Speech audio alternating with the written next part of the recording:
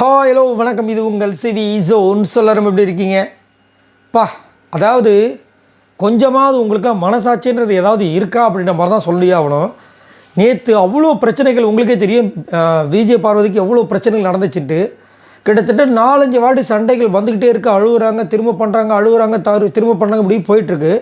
அதுலேயும் குறிப்பாக கடைசியில் பார்த்தீங்கன்னா இவ்வளோ நாள் இவங்க சமைச்சிட்டு எல்லா கிச்சனும் ஃபுல்லாக பார்த்துப்பாங்கன்னா 2 பேரில் ஒருத்தர் தான் அவர் அப்பப்போ வந்துட்டு காண்டிட்டு போயிடுவாப்பில். நேற்று நைட்டு கூட வந்துட்டு போய் படுத்து தூங்கிட்டார். கேட்டால் உடம்பு சரியா ஜுரமா.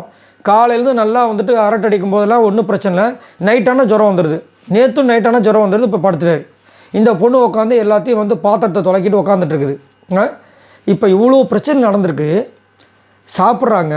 சாப்பிடும்போது தான் வந்து வினோத்கிட்ட சொல்லியிருப்பாங்க, நான் ஏன் விட்டு கொடுக்கல. ஏன்னா எல்லாருமே கேட்டிருப்பாங்க, அவங்க தான் வந்து கிச்சனில் சமைக்கிறேன்னு சொல்கிறாங்களா பாய்ஸ்லாம் சேர்ந்து, நீ விட்டுற வேண்டியதானே அப்படின்னு. வேண்டா, நான் ஃபுல்லாக வாரம் ஃபுல்லாக உட்காந்து செஞ்சிட்ருப்பேன். கடைசி நேரத்தில் இவங்க ஒரே ஒரு வேலை சமைச்சிட்டு கிரெடிட்ஸ் இவங்க எடுத்துகிட்டு போயிடுவாங்க, நாங்கள் என்ன பண்ணுறது அப்படின்ற மாதிரி சொன்னாங்க. சூப்பரான ஒரு ஐடியா. அதனால தான் வந்துட்டு எஃப்ஜே காலில் விழுந்தாலும் பரவாயில்ல நான் செஞ்சேன் அப்படின்னு சொல்கிறாங்க. செஞ்சு முடிச்சிட்டாங்க.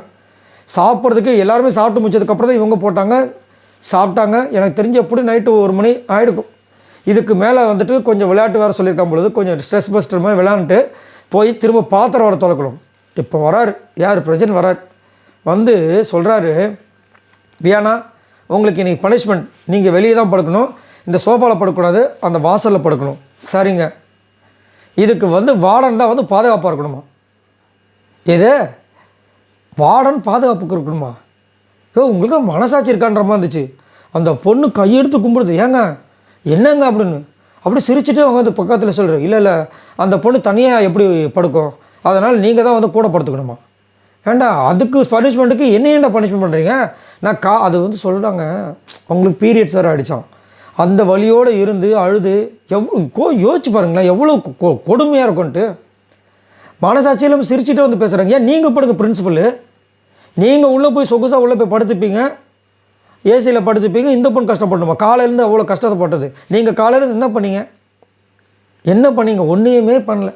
உக்காஞ்சின்னு ஐன்னு சொல்லிட்டு எதுக்கும் ஒரு முடிவும் கிடையாது. தண்டத்துக்குன்னு ஒரு பிரின்சிபல். இவர் வந்து கடைசியில் வந்துட்டு இப்போ மட்டும் வந்து சொல்கிறத செய்யணுமா? இந்த பொண்ணு கேட்டுச்சுல சமையல் அந்த இது பாத்திரத்தை திறக்கிறது கொடுக்கணும், அதையே என்கிட்ட கேட்குறீங்க. நாங்கள் இதை மட்டும் ஏன் இந்த பொண்ணுங்களை கேட்குறீங்க? உங்களுக்கு ஒரு நியாயம், ஊருக்கு ஒரு நியாயமா? உங்களுக்கு தேவைன்னா அப்படியே சிரிச்சுட்டு வந்து பேசுவீங்க. உங்களுக்கு தேவைன்னா அப்பா நைட்டு என்ன கத்துறாருன்றீங்க அந்த பொண்ணுக்கிட்ட. அதுவே பாவம் முடியாமல் இருக்குது அந்த பொண்ணு. இதில் வந்து கெஞ்சுறாரு அந்த பொண்ணு. என்னால் முடியவே சொல்லி ஓடி போயிடுச்சு. சிரிச்சுட்டே இருக்கிறதுனால அதில் வந்து கடைசியில் ஒரு வார்த்தை சொன்னாங்க, வேணா குமரனை வந்து இருக்க சொல்கிறீங்களா அப்படின்னு. இவர் போயிட்டு அங்கே போய் அவங்க பொண்டாட்டிக்கிட்ட சொல்கிறாரு. என்ன சொல்கிறாரு? ஸ்ட்ரைட்டாக இதெல்லாம் இல்லை, அவங்க அப்படி சிரிச்சிட்டு இருக்காங்க. நான் போய் கேட்குறேன், குமரன் வந்தால் இருக்குன்றது. முதல் முடியாது சொன்னதெல்லாம் சொல்லலை, குமரன் தான் இருக்கணுமா? அப்போ அவங்களோட மைண்டில் என்ன பார்த்தியா, இவளுக்கு குமரன் தான் இருப்பாளா இல்லைன்னா இருக்க மாட்டேன், இப்படி தானே அடுத்தடுத்து தெரிஞ்சு போகிறது.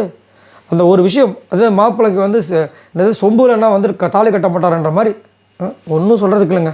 ஆனால் இந்த பொண்ணை எவ்வளோக்கு எவ்வளோ வச்சு செய்கிறாங்களோ அந்த அளவுக்கு செய்கிறாங்க.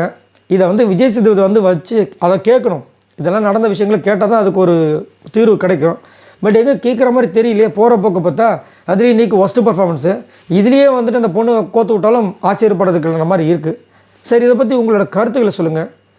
திரும்ப ஒரு பலூனையே ஊதி ஊதி பெருசாகிட்டு இருக்காங்க, அது வெடிச்சிடாதா? பாவம் இல்லை அந்த பலூனு. உங்களோட கருத்துக்களை சொல்லுங்கள் பாய் நண்பர்களே.